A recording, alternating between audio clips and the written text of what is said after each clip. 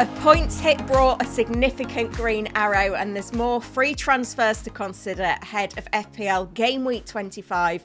Help me get this one to 1,000 likes and subscribe to the channel. Let's get into it.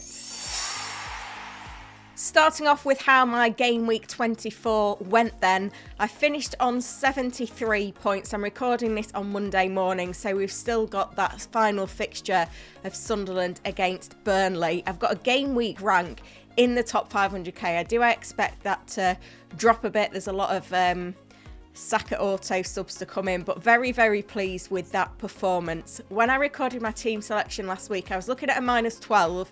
I did rein that in somewhat. I ended up taking a -4. I brought in João Pedro for Ekitike, which kind of ended up being a bit of a break even. It looked a bit foolish when Ekitike went off and João Pedro was only a substitute, but what a substitute performance he produced. Making that move did allow me to make an upgrade in my midfield, bringing in Bruno Fernandes for the injured Bruno Guimaraes, and again that was something that absolutely paid off for the team because I captained Bruno for his 10-pointer, giving me a 20-point haul. To be fair, having 5 of my front 7 get attacking returns felt very nice. Rice blanked though, as did Harry Wilson. I thought about bringing in Evan Nielsen for a hit and I didn't, and that was good because that wouldn't have paid off. I was also looking at Dorgu on the last video and he got injured, which was part of the reason why I reined that hit in. Gabriel and Raya delivering yet another clean sheet for Arsenal, but it was blanks for Chalobah and Richards. Chalobah did pop up with the defensive contribution points though to give me some sort of return. Chris Richards missing out for a change, but yeah, very good game week and it's given me a lot to take stock of moving forward.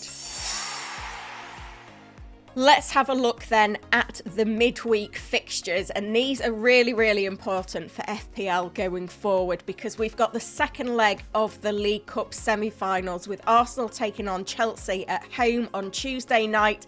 They're 3-2 up in that leg, followed by Man City facing Newcastle at home, who are 2-0 up in their leg. Now, what we now know, which was announced last week, was whoever progresses from that Arsenal-Chelsea tie to the League Cup final, those fixtures will be played in Game Week 31, will have that postponement for the Premier League for Game Week 31 rescheduled into double Game Week 26, where the deadline for that is actually next Tuesday, the 10th of February, so don't miss that one.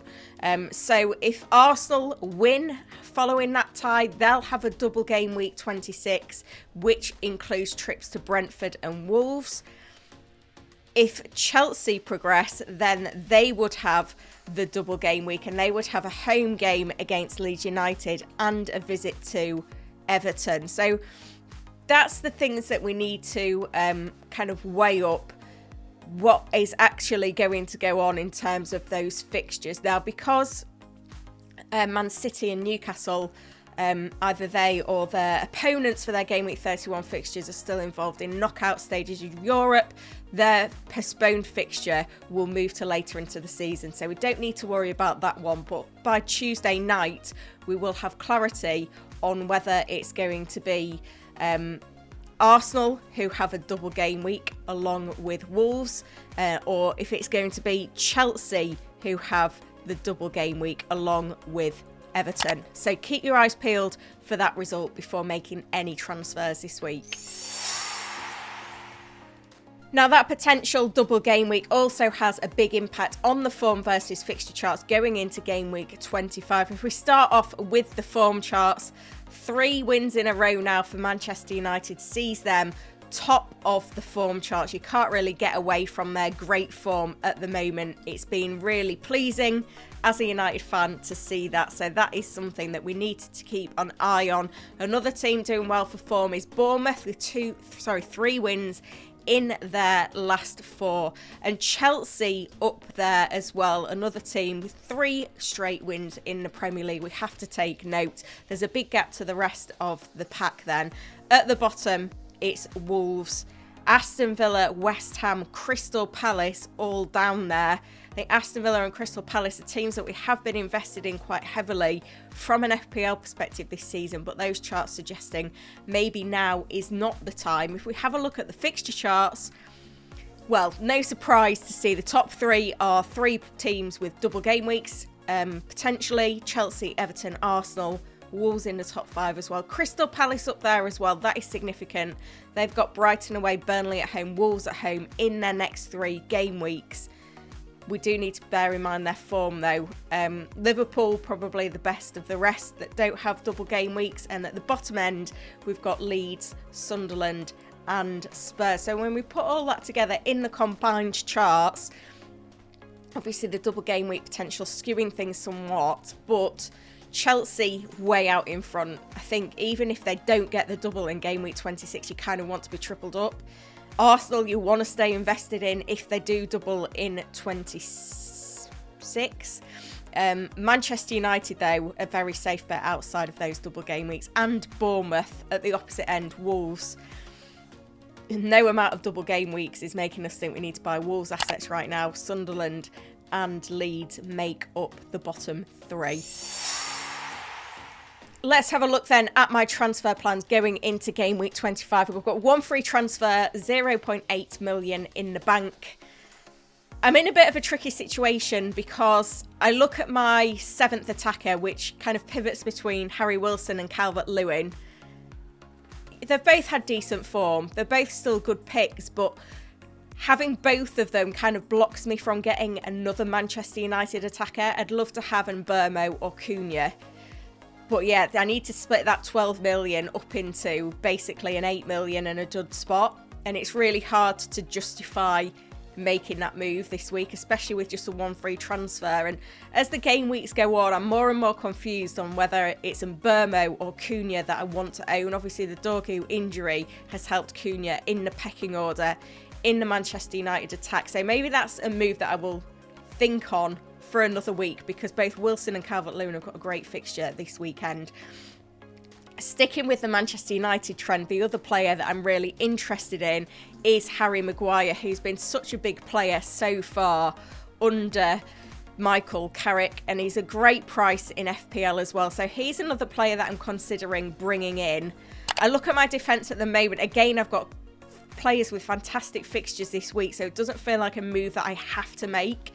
Nico O'Reilly feels like a weak spot in my team at the moment, even though he has played back-to-back games. The City defence isn't really doing it for me, and he is quite a big rotation risk. So he could be a player that could potentially move out soon, but would I be better off buying a Bournemouth defender like Senesi? That could well be the case when you look at them in the chart. So again, that's a move I'm mulling over.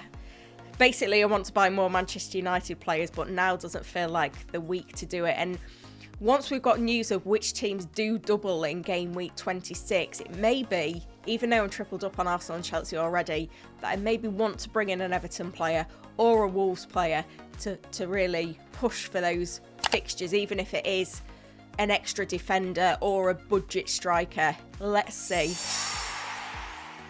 Team selection then for game week 25, and it does feel like the team kind of picks itself this week. I've got the double Arsenal defence of Raya and Gabriel at home to Sunderland. Then I've got Chalobah away at Wolves, Richards away at Brighton, with Estev on the bench along with O'Reilly, who's actually going to be last sub this week. Raya obviously getting the nod over Dubravka, who's got a cracking fixture himself.